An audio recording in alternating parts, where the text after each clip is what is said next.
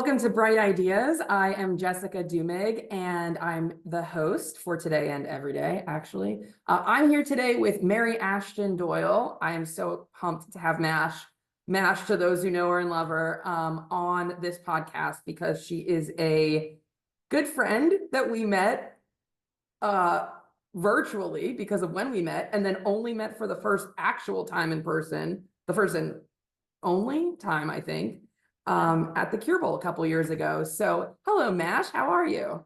Hello, Jess. Thanks for having me. I'm great. Good, good. So we're going to jump right into this, but I want you to take us through your background because you got a pretty diverse background.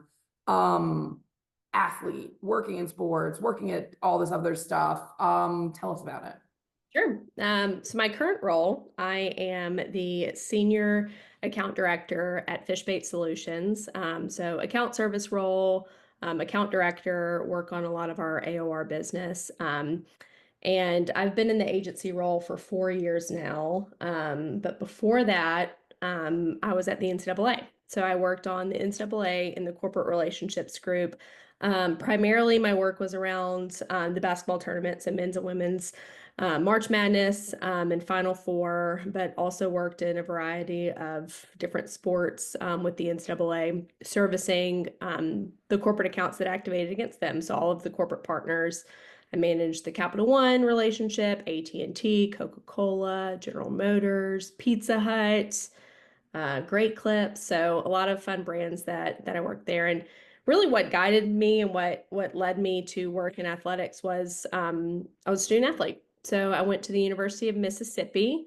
I was a track and field student athlete there and was busy, being a collegiate athlete and competing at, in the SEC and at an elite level. But in the off time, I was able to have an internship with the athletic department and formed some great relationships with the athletic department staff and the personnel that worked at Ole Miss. And they said, you should do this for a career. There's other things to do besides coaching. There's a lot of different paths you can take in athletics. And they recommended that I take the internship at the NCAA, and it just took off from there. So to recap, 8 years at the NCAA, 4 years in the agency world, 1 year at an experiential agency, and then I'm coming up on year 3 working with Fishbait, more so on brand consulting and AOR business. So I would say the bulk of my career has been, or all of my career has been more on a service role. So fulfillment, consulting, activations around what brands are doing. But when you work in sports marketing, everyone's a salesperson. And so a lot of that is renewals and pitching new ideas and, trying to get a deal done from a sales perspective as well. So. Let's be real. When you work in college athletics, everything is everything. Yes. Everyone is everything. So Yes. Yes. You're doing whatever it takes to make it all work. My favorite job description is other duties as assigned, because I feel I feel like I wear a lot of hats. Sometimes I'm our accountant, sometimes I'm, our legal person, our attorney reading, which I do not have a JD. I should probably not say that live, that I'm, the one reviewing some of our contracts. But yeah, So everybody's got to take the first pass. Yeah, we're all the hats, especially in an agency role where like the motto is like just get it done. So Yeah. and try to make it work. So yeah. I didn't realize that you had only been at Fishbait for like hardly any time when we met. Yeah. No, I think I met you maybe like week 2 or 3. Oh I my just God. started. So I started at Fishbait August of 22. This August will be 3 years. So yeah, August of 22. Wow. I think we met Okay. maybe like August of 22.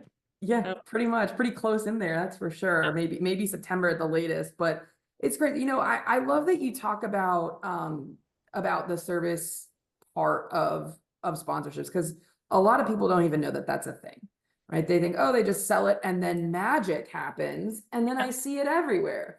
And that's not the case. I would venture to say that a lot of the a lot of these deals don't get done if the client services side of the business isn't locked in and on point. It doesn't happen. No, it doesn't. And it's like anyone who's like watching this will know this struggle real if they are ever part of like the fulfillment or the service side. But you have like your salespeople who are always extremely charismatic and everyone loves them, and they like, are usually typically creative and have all these ideas about how to get it done. And, a lot of times they'll sell something and be like, I literally might have to be a magician to pull this off, right? I might have to move mountains to make this work.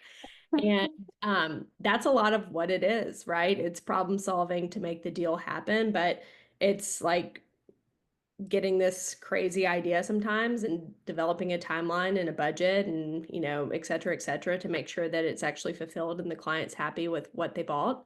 And yeah, I mean, it's a big part of it. The salesperson at our agency, there's a few people that I work with that are more so on the service side. We have our salespeople, and we like to remind them once it's done, it's like the ink is dry, get out of the way. Like the sell is done. We've got you from here. You can trust us to hoist the flag and carry it and get it to the finish line. But yeah, that's the back end of it, and it's where the relationships are really developed too.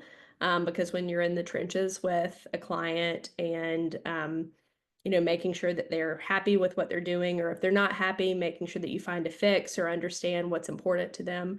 That's where the relationships are made, and where the renewals come in as well. So it's definitely an important side of the business, and I would say, selfishly, obviously I'm in this role, but I would say it's the bulk of the deal, right? Because, the negotiation part might take a few months, but hopefully the contracts are multi-year, and that's where the work gets done. So I laugh only out of a guilty conscience because I am absolutely guilty back in my sales days of thinking up some crazy something or other yeah. and handing it off and saying, good luck, And having bye. someone like me curse your name for getting it done, but actually thankful for the work and the challenge to like pull it off. I mean, that's part of what I like about my job is like the challenge of, especially when it's somewhat of a blank canvas, that's, the sponsorship opportunity, and you really have to build it out and problem solve and, figure out what's important to the client. Those are more challenging rather than like a logo slap and a turnkey opportunity where you're delivering like very known tangible assets, but it's the crazy ideas that are more fun and more rewarding. So I joke that it's like, a typical salesperson, but it's the creative ones that are fun to work with because you get to figure it out and build the ship. So Yeah, totally. And I think a lot of some of the best ideas start as something insane, and then they're brought down to scale, and then they're like, well, we could push it a little bit more, and then it's amazing, and it comes out. And yeah, those are the memorable ones, and those are the ones that really become kind of cool. Actually, I have a story for you, and I don't know if we had this conversation. I'm sure you were involved with it because it's your client. So a couple of years ago, I was producing the avocados from Mexico Cure Bowl, hmm, and we had to come up with something to activate on the field for them. And we decided that we were gonna, well, there were a ton of ideas thrown out there. We talked about make your own guacamole. We talked about a guacamole eating contest. That one was quickly snubbed. Thank you for that. That would, oh, so many things wrong with that idea. But finally, the last one, I think we ended up doing a build your own guacamole, but in the style of an on-field relay.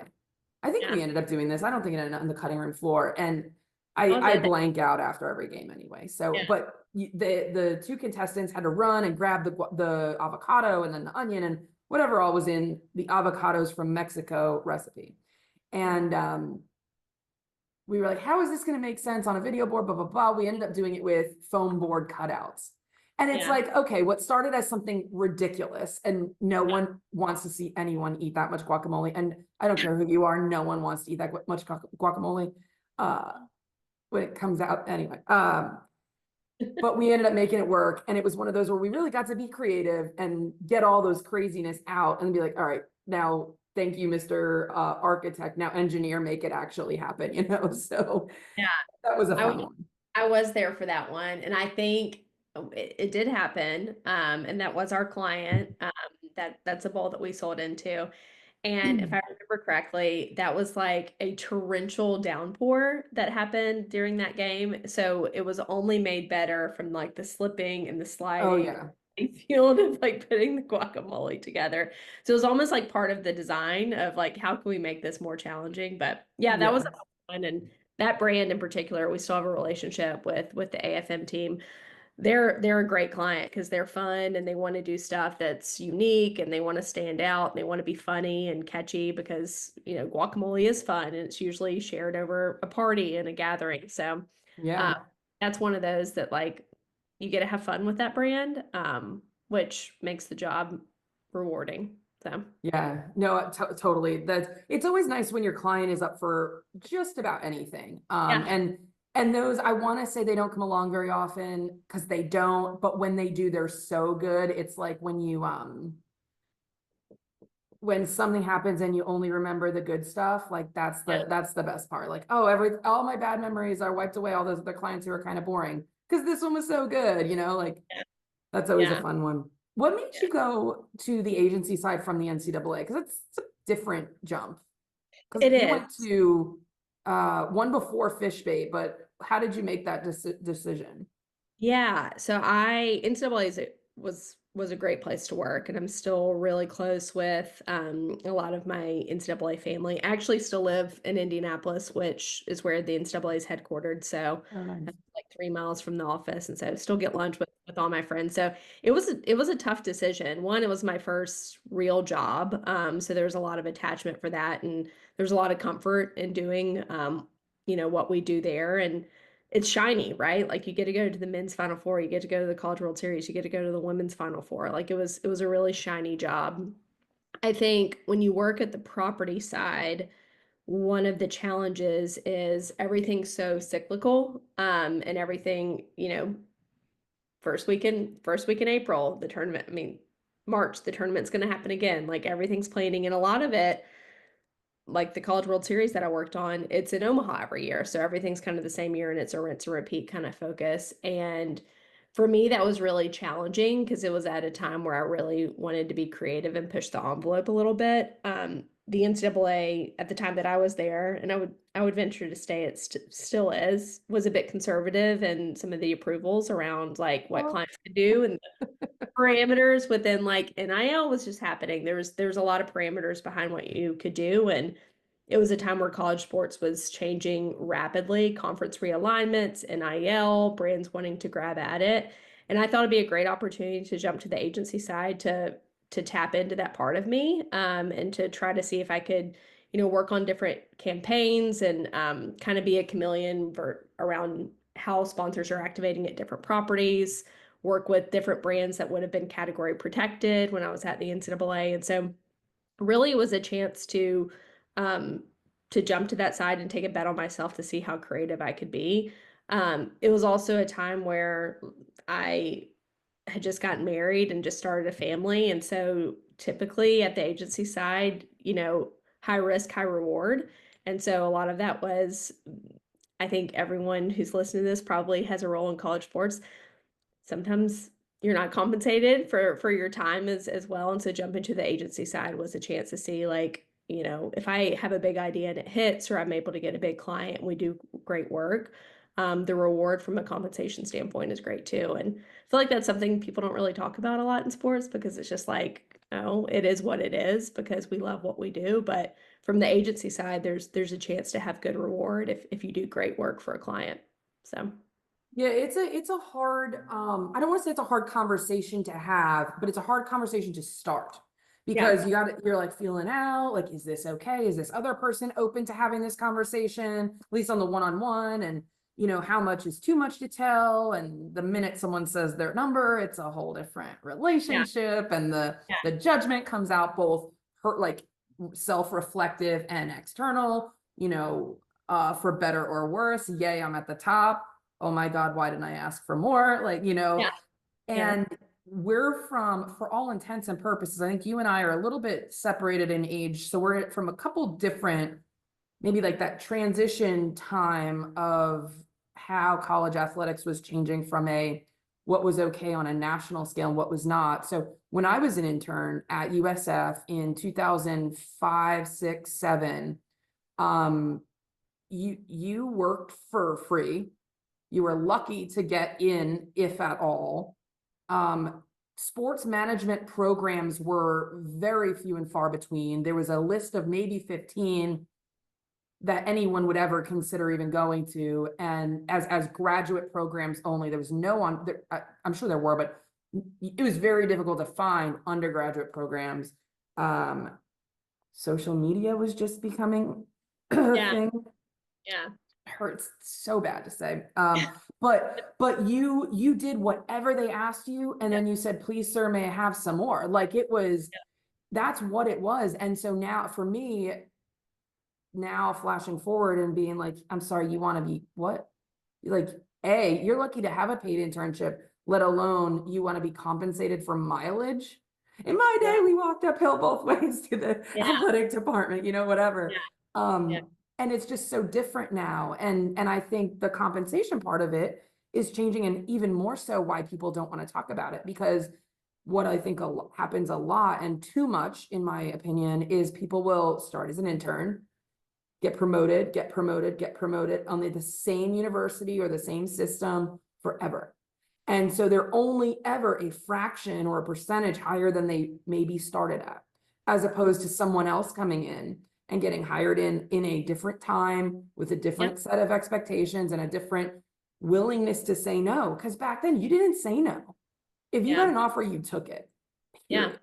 Yeah. If you got two offers, wow, weren't you hot stuff, Yeah.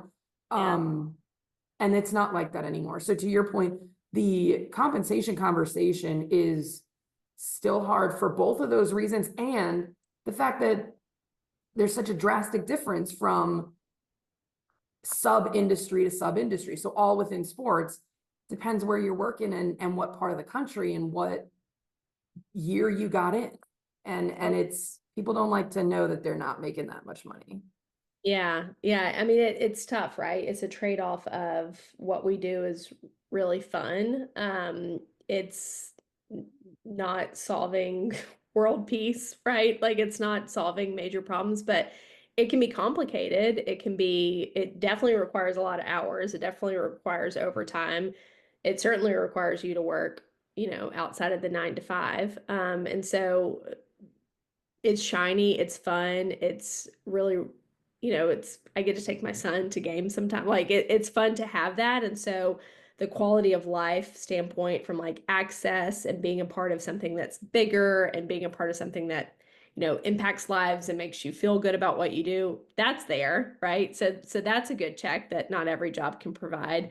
But at the same time, it's like it's Sunday afternoon and I'm at an event rather than being home spending with my family. Like that's tough too. So it's a Right. balance, and I'm glad people are talking about it a little bit more. It's funny that you say like the expectation from like this next generation that has, I feel like every resume I see or everyone who reaches out there, sports management undergrad, which like wasn't a thing, like even Mhm. it wasn't a thing, and immediately to grad school sports management. I read something recently where this next generation, they won't even apply to a job if the compensation's not listed, if there's not a range of the salary, because they want that to be a conversation up front.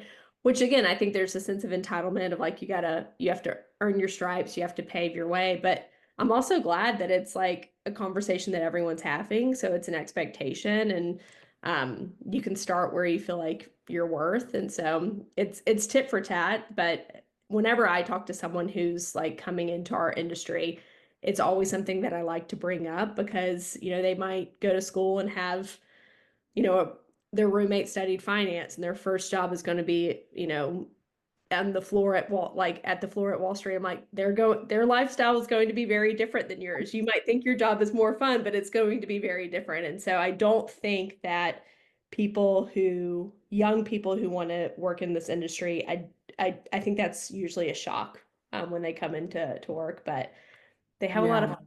And there's great growth opportunity if you do well, and it's a great network if you do well that you're able to kind of trade and find different opportunities. So Yeah, and I think a big piece of it is you have to figure out what's important to you, right? yeah. That's a great example of what you said about, yeah, your Wall Street counterpart might go out at, 7 figures in some cases, depending which school you went to, how big the alumni is, and if your Mhm. dad also works on Wall Street or your mom. But I think so a couple years ago, I was in kind of like a transition. I was like, I don't know what to do with my life. Like, what am I doing every however often? And, you could take all those quizzes and, oh, what should you be doing with all this experience and what you like to do versus what you should do. And I got, I got to a point where I was like, you know what? I have always kind of gone toward the cool factor, right? So wouldn't it be cool if I could do X, Y, or Z? And Yeah. that's what's important to me. I get bored easily. I like that people are like, I like that my friends and family are like, wow, your job is cool. Yeah, it is cool. I work my Yeah. ass off, but it's cool and it's Yeah. fun for me. And Yeah. sometimes I want to like jump in a lake, but at the end of the day, I walk out into a stadium and that's my job. Like, it's Yeah. cool. So am I willing to sacrifice a little bit somewhere else for that? Totally. Yeah, maybe I am. Maybe I'm not, right? And to your point earlier, how we kind of got on this, like maybe it's time for a pivot, right? And that's okay. I think it's the the idea that everything has to be $1 billion or it's nothing. It's not how the Mhm. real world works. Do what you Yeah. like, find something you can live off of and maybe save some money and just enjoy it. Like, who cares at this point? I'm so over it. Like, Hmm. it's now, don't get me wrong. I'm at this stage in my life, those, that bar is a little higher than it was when I was 22 and was willing to have roommates and drink bad beer, wine, and other, uh, and run up credit cards in college back when they were still allowed to just give them to you. But early on, get all the experience you can, figure it out for yourself. It's what you don't like is just as important as what you do like, and you may be surprised. Totally. Yeah. I mean, that's one thing when you're talking about like my background, my first, I guess my first job was a paid internship in 2014. There was a paid internship with the NCAA. I think I made $21,000 annually before taxes. So like pretty good internship, right? Great For internship. great internship. Not enough to live off in Indianapolis, I soon found out. Moving from rural Mississippi to, a city. Indianapolis is a city. Um, Thank you for clarifying. well, I mean, people like always love to compare it to Chicago. I'm like, we're not Chicago, but it's expensive here too. Yeah. But my first internship, I reported to essentially like six different directors at the NCAA. But if you compare it to like an athletic department, it would be basically everything external affairs or external relations. So there was corporate, there was ticketing, there was marketing, there was social, digital, broadcast. Like I got to wear a lot of hats and figure out a little bit about a lot enough to be dangerous and figure like, ooh, don't want to touch that. Like ticketing, no, out. Yeah. Hard Or pass. yeah, hard pass. Or, you know, I went the corporate route. I love the relationship element. I love the creative element. I loved just like being tasked with being a problem solver if someone wasn't happy with the situation. And so I would say that when you're trying to figure out like the role and like the next path, like and this is such a cliche because people say it all the time, but like there is such value in like really not liking what you're doing. So you can know I'm going to put that on a shelf. I'm not going to touch that again. I'm going to move on and like play to my strengths and play what fills me and play with what that I'm good at and that I enjoy. Because that's again, if you enjoy what you're doing, like you'll be better at it. You'll want to spend more time on it. You'll want to put more thought into it and more effort into it. And so that was for my background, like for that being my first job, that was invaluable because I got to try out. I got to wear a lot of different hats and try out things and figure out what was the best avenue for me. So I always go back to like, people are like, why'd you leave the NCAA? I'm like, it was time. It was time for me to try something new, but it was really, really good for my career and just my path and what I want to do professionally. So, Yeah, and I think it's important to note that it's okay if that changes while you're going through it too. um, Right? I always tell a story that like if I was sitting here and we're in graduation season right now, I graduated 18, 18 years math. ago from undergrad. I know, carry the one, literally. Um, Oh, it hurts. Still hurts. I hate it. But if I would have sat there on that graduation stage and said, I want to be doing this podcast in 18 years. A podcast wasn't a thing back then, but if I wanted a radio show 18 years from now and to talk to other, professionals, here's what I have to do. 1, 2, 3, 4, 5. I would have been way off, right? Because Yeah. life happens, you get fired, you find a job that you had to take, and you find something new you really like. Maybe you get married, maybe you have a kid, maybe you get a dog, whatever. And so it would have been an absolute train wreck, literally and figuratively, but however, when I sit here now and I look back at all the crazy decisions when I like left New York with no job lined up, quit my job, left New York, went and backpacked Europe. Like, if I look back, every single crazy thing makes a ton of sense, right? I remember saying after I finished grad school at Southern Miss, saying, no, I'm not taking that job at Memphis. I don't like what I said earlier about like this whole you stay at one place forever. A, I didn't want that to be Memphis, but B, I didn't want that to be me at all. Like, I wanted to go get real world experience, come up on the outside of sports adjacent-ish, or keep some tie in, which I did, and then come back later. A, pay is better when you're older and more experienced. Maybe something will change. Maybe I'll figure out whatever. But now I have this whole outside of the world of sports set of experience and whole other way of seeing things that, to be honest, if you stay in the same place forever, you're never going to get a different perspective. It's just not going to happen. But Yeah. So but everything made sense to get me to where I am today. I never could have planned it, but it all makes sense.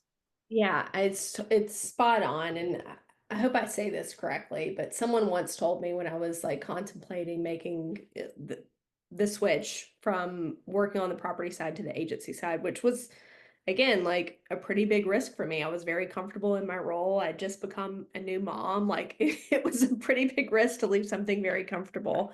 But someone told me, like, do you have 5 years of, or do you have 8 years of experience, um, or do you have 1 year of experience 8 times kind of thing? And that Ooh. really, really stuck with me because I'm like, I probably have 5 years of experience because I got new assignments and I got, new brands to work with and I onboarded or I did this campaign or I, had this challenge. But it had kind of gotten into a little bit of a routine where I was, it was very cyclical. I'd gone through a few renewals with a lot of brands and I'd really, kind of mastered what they were trying to do with the property and mastered, their campaign. And I was like, I don't think I'm getting new experience right now because it's so cyclical. So, we're kind of on this topic of when do you know is the next opportunity? When do you leave something safe? Like if you don't feel like you're being stretched, if you don't feel like you're challenged, if you feel like you just repeated a year of the same type of experience, and you're trying to grow your career and you're trying to advance. That was kind of the light bulb moment when someone said that to me. I was like, I'll take that. That's important to carry on to the next thing. So, um, Yeah. yeah. I love that because I think it's twofold. I think there's a time in your life when you need to hear that advice. And Mhm. there's a caveat to that that is it's and I think about this especially with some of the younger generation. And I don't mean younger generation as in younger. I mean it as in greener. Like they're just coming in. This is not something you say after year 1 or after month 6. Like, okay, I learned everything I'm going to learn here. I'm not being stretched anymore, because you haven't learned anything yet. Like, Yeah. it's like they say when you're in a relationship, you don't get married till you've experienced every season with that person: allergy season, football season, hockey season, depending on your geo, like them being sick, you being sick. Like, you need to experience a year in the life before you say you've learned everything. Because you if you start working at college football in January, well, newsflash, you're not going to learn it in 6 months. Yeah. So suck it up, buttercup, like keep it going, do a Yeah. year, get through at least a year. And I don't mean that in a chastising way, but there's no way that you've learned everything you need to know. Now, if you're in a career and you're taking a step back for whatever reason, and you're maybe, that you're over, I don't want to say overqualified, but you're probably a little too experienced for a role, then maybe there's an argument for that, right? But I can't think of any person graduating today who even in 1 year will have learned everything there is to learn because of what you said before. Again, depending on the industry, everything has its X factor, right? And that X factor can be good or bad. So it could be that, oh my God, we got this sweetheart championship matchup, right? And it's amazing. Or we got the two Cinderella teams that nobody expected, and now we have 12 tickets sold, whatever, right? Like it depends on what you're working on, but you have to be able to work through some of that. And longevity and problem solving is part of, like, that's a skill set too, right? Yeah. Succeeding in the face of adversity, or succeeding in the face of, how do we make this better? Right? Yeah, it's been the same for 150 years. Cool. What if we did this? Oh, now you have an idea that you never would have had you jump ship. And I get flack on this a lot because I moved around a lot, according to some people, but I also know, I read a book in undergrad called Romancing the Clock. My management professor wrote it, and it was like all about learning your own cycles, right? Your own mental, physical, whatever cycles. And one of mine is, I will give I'm the easiest sell. For someone who works in sales, I'm an easy sell, but I'm also quick to fire you. So if I am going to take a flyer on something and I'm going to take a risk, I'm happy to take the risk, as long as it makes like logical sense to me. But if you don't live up to your end of the bargain, adios, right? And at a year, I literally can sit there and be like, I understand, I've seen it now. I understand a year in the life, and this is never going to work for me or for them, or I don't want to do this or whatever. And then it'll be 6 months before I'm out, if we make it that long. And I'm perfectly okay with that. I can justify every single thing. I'm probably logical and reasonable beyond what I should be, and probably to a fault, but I know how I work, and I refuse to be absolutely miserable in a role. And once in about 9 to 11 months, people start really getting comfortable and showing true colors. And by the 12th month, I've been able to process and kind of make okay, I'm either okay with it or I'm not. So I'll stick around or I won't. And then it's riding off into the sunset. And I'm okay with that. And if someone wants to question it, cool. So I guess the message there is, if you have a reason for what you're doing, live by it, fine. But don't let it be someone else's reason. Oh, you're supposed to leave after 2 years. You've been here too long. No, make the decision for yourself. Yeah, well, and I think it's been normalized a bit of changing jobs, having breaks, right? Having a time where, you decide to take time off from work, or switching after 2 years. And I hate the COVID factor and like going back to that, but I feel like it humanized all of us and made us reprioritize like what we're doing, what's important to us, and how we want to handle situations with work, how we want to handle situations at home, how we want to handle situations with our family, for whatever that might be, caring for a sick parent, having a child, not liking where you're working and want to pivot and find something that fulfills you more. I feel like the conversation, um, now it's been, 3 years since I was in the job market, so I'm a little bit out of touch there, but I feel like the conversation of like, this is why you see that on my resume, or this is why I made that switch. You can be more transparent with those conversations because more people have lived them. You're not seeing people who are staying at the same company for 20 years because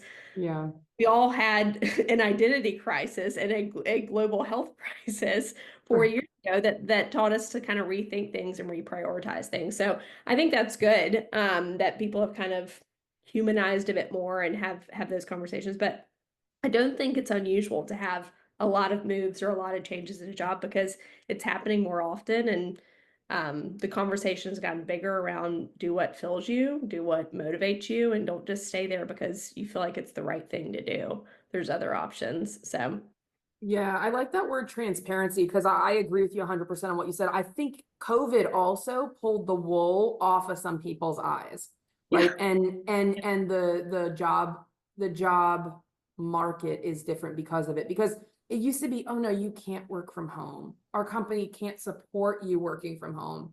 well, that ship sailed. Like Yeah. all of a sudden, the whole world figured out how to work from home with obvious exceptions, fine. But like for the most part, you're hard pressed to find a role that cannot support or sustain at bare minimum 1 to 2 days working from home. Like that always used to drive me nuts when I had to get like a washer and dryer delivered and they're like, well, you can't work from home, take PTO. I'm like, that's the stupidest thing you've ever said, but Yeah. okay, fine, right? I'm not going to fight you on 15 this. This minutes. is Yeah. not the hill I'm going to die on. But now you lost me for a day and I'm pretty, I want to say pretty important, but to the salesperson that I'm supporting or to my team, I need to Yeah. be there. But rest assured, if you're going to make me take PTO, I'm not answering a damn email. Like Yeah. not a chance. Because I Yeah. could, because my washer dryer, maybe I have a 4 hour window, but it will take 3 minutes. Yeah. Yeah. And nowadays, like the companies don't have that like ace in the hole, so to speak, to be like, we can't do that. Oh, our tech doesn't work. It's like, well, Yeah. yes, it does. Our Literally 5 years worth of data that says it does. Yeah, our agency, and we're boutique, we're a small agency, but we're entirely remote. We do not have a brick and mortar office. And that was a big draw to working here.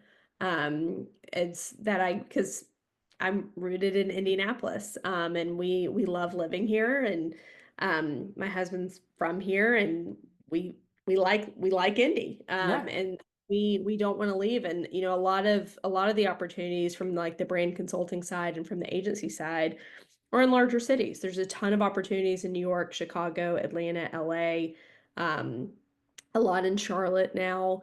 Yeah. And when I was in the job market, a lot of those were really attractive to me to work on those roles, but I didn't want to uproot the life that I had created here. And so, um, it's a big draw, and everyone that we work with is remote, which is good too, because there's no conversations or decisions happening at the water cooler that you might not be privy to because, Mm-hmm. everyone's in the office. Um, the other agency that I worked for when I left the NCAA that I worked for in Atlanta, they did have an office in Atlanta, and I was the only remote employee. And I, made a point to travel once a month. I would go down for like 4 days, and it ended up being a lot more than that because client meetings and travel is needed, which was a challenge in itself. All But is needed. yeah, travel is needed. Other duties as assigned. Right, right. But I mean, that was challenging. So there's a mix. You can't have, everyone in the office and one person working remotely that always feels like they're playing catch up in the staff meeting because, Bobby and Susie were able to figure out a problem when they, were getting coffee one morning. So Yeah. I think it's good with our agency. I think we're all in Eastern time zone, which helps immensely for us to all be on the time zone from a scheduling perspective. Not that we wouldn't welcome people outside the time zones. I'm going to leave that there. But I've worked across time zones. I get it. It's yeah, it's it's more challenging than it should be, but it absolutely is.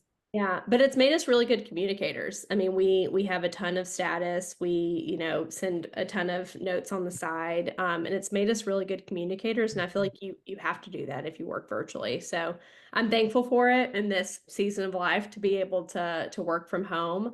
But there's a balance too. Like relationships are made when you see people person to person. Although we were able to form a great relationship virtually for like Yeah. years before we met in person. It's so funny because you're so right. But when we were together, it was like, see, this is what was missing, even though there's nothing missing. Yeah, yeah. So I mean, it's good and bad working from home, but that's also a gift, working virtually when you can make it to an event and you can see your client in person. It does make the relationship feel real. It makes it feel there's memories that are made when you're at live events. There's memories are made that when you're in the meeting and you can talk, more candidly with someone face to face, which is good too. Yeah. Yeah, and I mean, even just the photos and the memories that you're making on site, it's different. It's different. No one can argue it. It just is. Yeah, Um, I like what you said about, putting down your roots and deciding that you like India and want to stay there because I kind of had the opposite experience. I was not ready to settle into one area. And I say settle strictly on the definition of putting down a conscious decision to stay in one place. And I bought a house when I never should have bought a house. And it was the stupidest thing I ever did. It carried so much weight. I was not ready to not up and go, right? I was Mhm. totally fine traveling all the time, moving around, picking up, oh, there's a really cool opportunity of whatever here. Yeah, I could do that for a year or 2 years, whatever, fine. And then when I did, I was just trapped because everyone said, well, Jess, don't you think it's time you put down some roots? I'm like, not really, Yeah. but okay, apparently this is what you're supposed to do. So sign 80 million times on a dotted line and terrible. It ended up working out for the best, but it for two years, it was like the worst thing ever. And it was right, of course, there's other things. It was right at the beginning of COVID. I got a dog. I didn't like the dog, whatever. Yeah. There was so much stuff. Like I went all in, that's for sure. Oh, a house and a dog. I redid Yeah. my pavers. I got a garden. I was like, what are you doing? Who are you? So Yeah. it's so important to just kind of know yourself, and when that time comes to change it, change it. Yeah. Plant a Yeah. I mean, tree. Get up and move. there's something that's freeing about like establishing roots. And one, I mean, you know this, I talk about my kids a lot, but like we've got two kids now, and the last move that we had a kid in this move, and that alone, I'm never moving again. Like you have way more crap when you have like kids, literally, figuratively, whatever you want to put it. But like the moving with the child, I'm like, no, no, no, that's not happening again. Cause that was, and we literally moved to, I see our old house. We literally moved 2 doors down, Oh and it my was God. challenging. But there's something freeing about establishing roots somewhere, that saying like, hey, this is it. So like I'm only going to make decisions that work for our family and work for me geographically. Like this is it. But I'm not going to lie, there's like opportunities that might pop up that's like Chicago or New York, where I'm like, man, I would kill in that. Like I would be so great at doing that.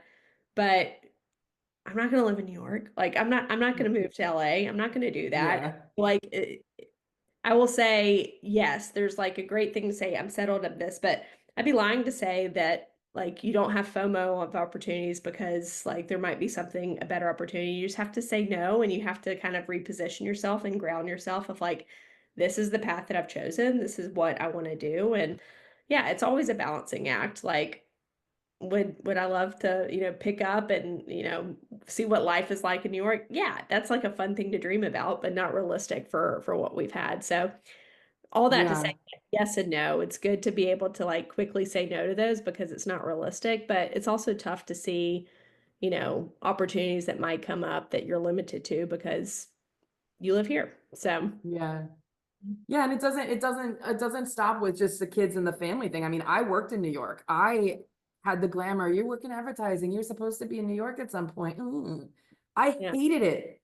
yeah, All I did was work. And on the few yeah, days that I got out early, 7:30 or so, I went to the bar. Guess what? I was a functioning alcoholic for like 2 years. Like not ideal. yeah, And I vowed I don't want to live in New York ever again. However, and all of you can, if you're going to comment about what I'm about to say, you can just shove it and don't even say a word about New Jersey. If the Jets called me and they're like, Jess, we want you to be our GM, I'm moving back to New York. Like it's a no-brainer. Like throwing that one out into that's the true. ether or whatever. That's But that it's okay to change your mind too. And I think it's, we used to joke, oh, how's an 18-year-old supposed to pick what they're supposed to do the rest of? They were, yeah, that was the expectation. And then guess what? You don't have to. You don't have to. Pick what you want for like the next 5 years, 6 years, if Yeah, that. And if at yeah, some point along the way you change your mind, pivot. Pivot doesn't have to be 180 degrees. It can be one, be half, yeah, whatever. yeah. Do whatever the hell you want. I will say, if my husband got a call from the Cincinnati Reds, even though it's only 90 miles down the road, we'd probably have to move to Cincinnati. He is the biggest Reds fan of I anyone. mean, I mean, so listen, there's always those unicorn things that pop up. You're like, yeah, maybe I would, totally. maybe I would do Yeah. it. So, Yeah. And I always tell people like these jobs are not the type of jobs that were at like career day in school, which I don't even think they have anymore. These are jobs that you're like, I didn't even know that was a job. Yeah, I yeah, would do that in Timbuktu. yeah, yeah, Cool, let's do it. yeah, I agree. It's it's again, it goes back to like kind of just doing your own thing, right? Whatever that is, whatever works for you in the moment, be cognizant of what's around you. But I think what's important too, though, and you touched on this earlier, is the relationship side. Yeah. If you make the wrong decision, which is never the wrong decision, but if you change your mind really quickly after you make a decision and you're like, oh shit, I should have stayed there. Maybe you're not going to go back there, but the relationships you built, hopefully good ones, and Yeah. you're about to learn a really hard lesson if it was a bad one, are going to allow you to do that, Yeah. right? Yeah. Everyone makes a bonehead move, and that's okay. Learn and move on, but while you're doing all the things you're doing, build those relationships, because if you do go left when you should have gone right, your U-turn is the relationships. Yeah. Yeah. I mean, it's really important to build a network of people professionally that have your back, but also you've got theirs, right? Like you can't just Reciprocal for go sure. you can't just go asking for things from people. You have got to be genuine in your relationships. And it's not about having the most connections on LinkedIn. It's literally having a really good and honest relationship with a core group of people, right? That you Yeah. know that you can turn to and to seek guidance. It's not even like, hey, I need a job, will you be a reference? It's like, hey, I have this tough work situation and I need, how would you handle this? And it's Yeah. important to have those outside of your organization, outside of your current workplace, because different perspectives mean everything. So Right. that's probably, and that's like, that's not just a work thing, like that's a life thing. Like these, and the nature of what we do and how it's relational, it's really fun. You complete an event or a project and you feel really good about it. Like you spend a lot of time with these people. Yeah. You need to, develop those relationships and maintain them and honor them and, just be good by them and be a good person with who you work with, because you never know when you're going to need them. And I'm not saying that as like a way to get ahead, but like for guidance for the next position, Yeah. or like carry your weight if you're going through a tough time. But also like you need to stand up for them if they call you and say, hey, I made a wrong turn. I need a reference. I need some help. Or, hey, this happened at work and I don't really know what to do. What would you do?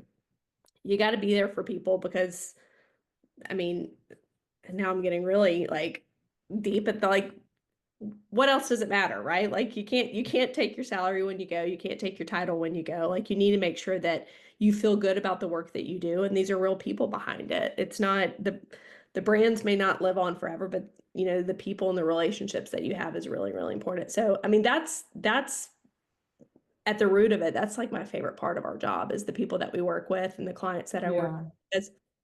They're people and they have lives and they have goals and they have, things, and that's fun to talk to on the calls with as well. It's not just the how are we going to figure out this problem, or, you know, Right. let's work through this contract, or the client's mad, let's solve this problem. It's like really making sure that people feel good about what they're doing and feel fulfilled with their work and are happy to talk to you when they get on a call with you. Like that, like if you Yeah. can stay better and that you're not dreading a call with someone or you're not dreading on working with someone, like if I can be someone that someone's happy to work with, that's Yeah. really good. I would love to for that to be how everyone feels about working with me. So yeah, Yeah. I would say like building a smaller, stronger network is so much more important than making sure that you're like known and seen by a large number of people. So Right. No, you're 100% right. I always looked at it kind of like a bullseye as opposed to like a Venn diagram. You have that tight knit circle that you can yeah, kind of go to for anyone.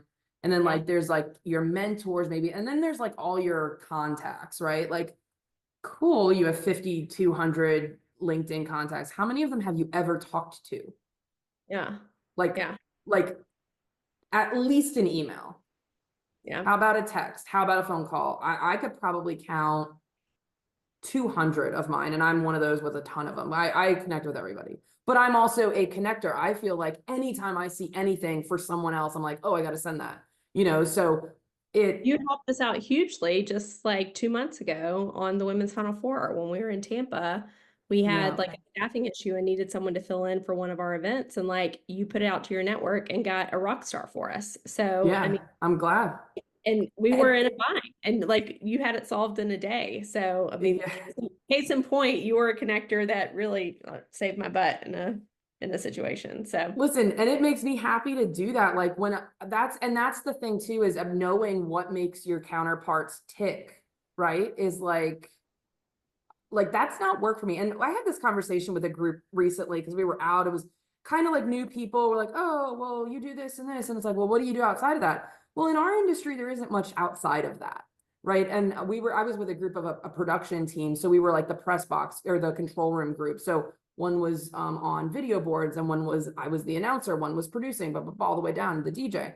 It's like, well, what do you do outside of that? And they're like, well, it's all gig work, right? Most of it. And so this is what I do for fun. And it's like, when did getting paid to do what you do for fun become a bad thing? Right. It's like, well, what about when you're not working? It's like, well, I'm watching a game. Like, yeah, am I really working anyway? Like, yeah, I get to be the one to be like, get loud. It's like, yeah, is it yeah. really even working? So these people, to your point, that you spend so much time with, they become your friends that you're hanging out with. Cause I could pay to go to the baseball game, or I could be in the control room with the best seats in the house, Yeah. And literally be part running of the it. show with people I like being around. Again, to your point. So yeah, it's an interesting world we live in. I think there's a super fun aspect to it. There's obviously the really solid business side of it.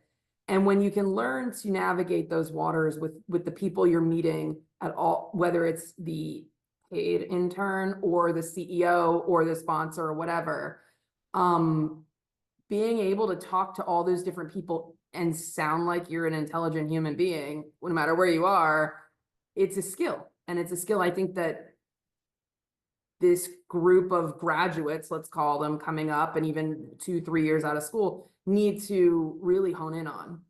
Mhm. Yeah. Yeah. And it's never, I I mean, too early to start building your network too. I mean, I cross true.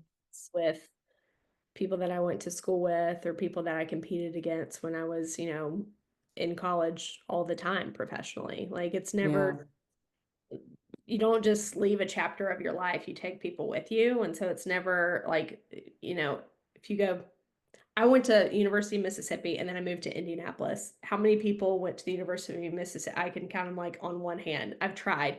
We do not have an alumni group here. We do not have enough people to get funding from from the university to have an alumni group. So like no school contacts here, but still keep in touch. Like Dallas is a huge market. You still keep in touch and you still make sure that Yeah.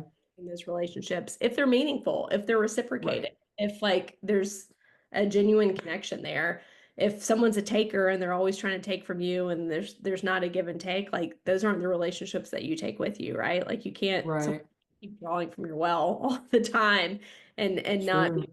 educated. So yeah, I mean, if anyone is watching this that's, younger, it's you don't have to be 20 years, 30 years into your career to have a network. Like your network is now, your friend group's your network, your professors are your network. Um, Yeah. that's important to start them now. So And it's cool to have a network that spans some generations too, because yeah. I can tell you my friend group from college, grad school, we were all on the same playing field, right? We were Mm, coming up together. A couple of us maybe went this way and then that way and then this way, like up through our careers, but they're not the ones necessarily in the first 20 years who are going to help you get to that next level, aside from a shallow intro, sure, I'll flip your email to the same company, but I'm not the hiring manager, right? Like, yeah. I think it's really important to build that network. Again, it's got to be authentic though, because if you're not authentic, no one's going to give you the time of day. And you can't start leveraging it on day one. Like, you have to bring value to the table. I can sit here and tell you, like, I used to think like, oh, networking is such a scam. Like, I went to all these events and rubbed elbows with everyone I was supposed to, and it hasn't helped me once. And someone was like, well, what have you asked someone to do that they didn't do? And I was like, I haven't asked anyone. Yeah. Oh, okay. Cool story, bro. Maybe people need to know what you're thinking to be able to help you. Like, Yeah. and it just never felt right. And then I realized, like, okay, I'm always the one people call, which is great because I like being that person. But at the same time, I got to call people too if and when some of these lessons are a little more recently learned. So sometimes you got to throw it out there, shoot your shot, as some would say.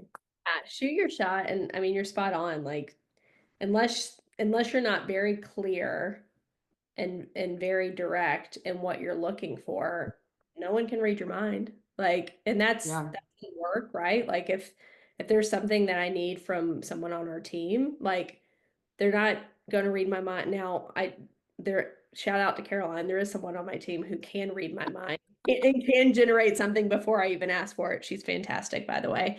Amazing. But there's you know, with clients, with properties that you work with, like you have to be direct, you have to ask, and you know, and professionally, like if there's a role you're looking for, if there's something that you need or a next step that you have, like you've got to advocate for yourself. No one else is going to do it. So that's huge. And it's hard to do because you don't want to be, you know, you don't want to be the person asking for favors. You don't want to be the person who's Right. like someone, because everyone's busy and it requires effort for someone. But if you have that foundation and that relationship with someone, it's not a favor. It's not a stretch. They want to help you out because they know that you would do it in return. So yeah, Yeah. you got to champion yourself always, but that circle, you got to champion them too.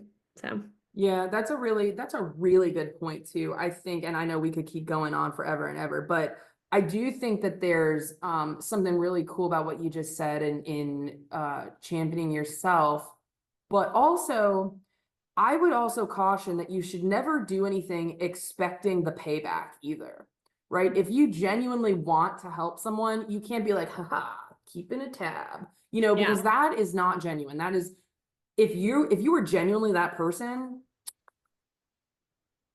probably don't want you in my circle. Not yeah, gonna lie. Like, can you call in a favor and maybe reference a time someone helped you?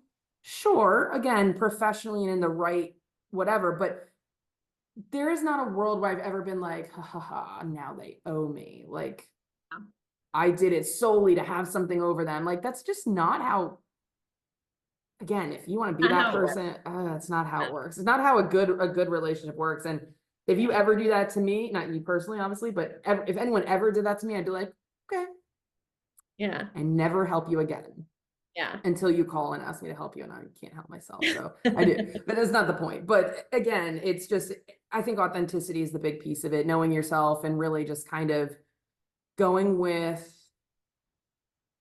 what feels right and don't go with what feels wrong.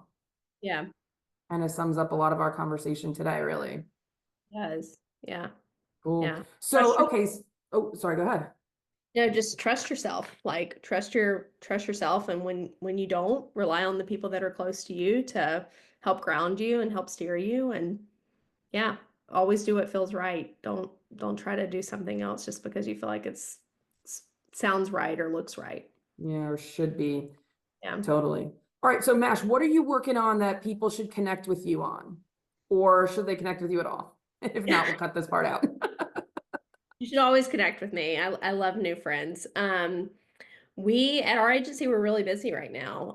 So we're part sales. So we represent a number of clients from a property standpoint, selling different sponsorship assets. So ESPN events. We are currently selling a number of bowl games. If you are looking for a bowl game entitlement, that's us. So definitely come to us. We actually also just retained the Music City Bowl that has an open Nice.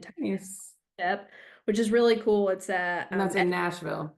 in Nashville. It's an SEC Big Ten matchup, and it's usually played January 30th, so leading into New Year's Eve weekend in Nashville, which is not a bad time from like the sport, entertainment, country music, just Broadway funness, Yeah. hospitality standpoint. So from a brand perspective, I think it's a great opportunity. Um, and then me personally with my work with agency is continuous AOR work. So we represent Honey Baked Ham and their game day program, positioning with college football. We're working with another brand who is coming on as an official sponsor of the SEC, which is really exciting. They Ooh. haven't announced yet, so there's a little tease. I'm like heavy in college football, both from a postseason standpoint, and booking a lot of media for clients that falls into that live sport in college football. So, if you're interested in any of those opportunities or just want to learn more about, what we do at Fishbait, I'm always happy to connect and, like I said, make new friends. So. Love it. Well, thank you so much for being on this episode of Bright Ideas. I love our conversations every time, but this one was especially good. I think we may have to have a follow-up.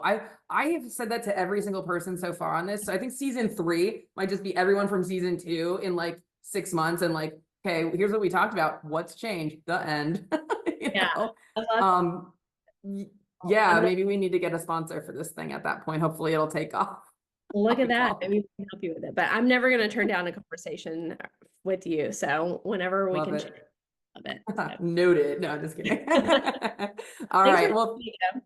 Appreciate absolutely. I'm so glad we were able to find the time to do it. And as always, subscribe to Bright Ideas, follow it along. We've got some great guests this season. Obviously, you just heard from Mash. More to come. Thanks for tuning in. Take care, guys.